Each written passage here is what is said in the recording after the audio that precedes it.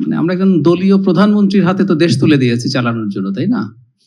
So অন্যান্য জায়গায় দলীয় ব্যক্তিরা নিশ্চয়ই ভালো করবেন, এবং নজরুল ইসলাম খান যা বললেন সেটাই হচ্ছে ব্যাপার। উনারা কেমন করছেন, কোনো সমস্যা আছে কিনা সেগুলো রাদার আমরা নিয়ে আসবো।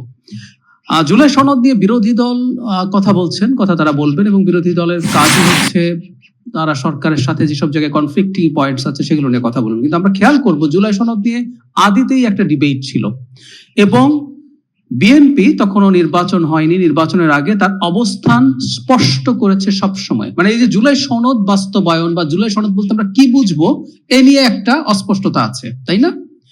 বিএনপি রিপিটেডলি বলেছে সংসদ ভবনের প্লাজায় যেদিন স্বাক্ষরিত হয়েছে তারিখটা সম্ভবত 17 বা 18 অক্টোবর তারিখ বলে বিএনপি বলে যে ওই তারিখে স্বাক্ষরিত জুলাই সনদ বিএনপি বাস্তবায়ন করবে।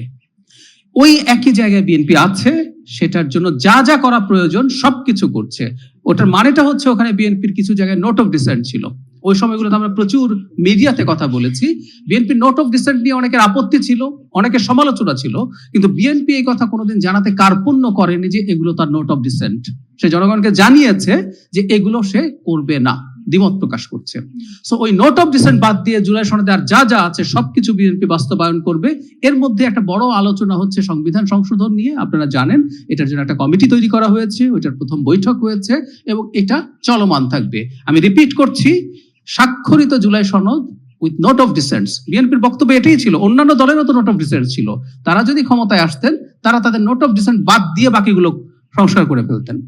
বিএনপিও সেটা করছে, এবং আমি আপনাদের কাছে এক্সপেক্ট করব বিএনপি তার এই প্রতিশ্রুতি যেটা নোট অফ ডিসেন্ট, তার নোট অফ ডিসেন্টের বাইরের জিনিসগুলো সে করছে না, সেটা যদি হয় তাহলে বলবেন। এবং আমি বিরোধী দল যারা আছেন তারা তাদের রাজনীতি করুন, কিন্তু আমরা আশা করি জনগণ এই ব্যাপারটা বুঝতে পারছে। ধন্যবাদ।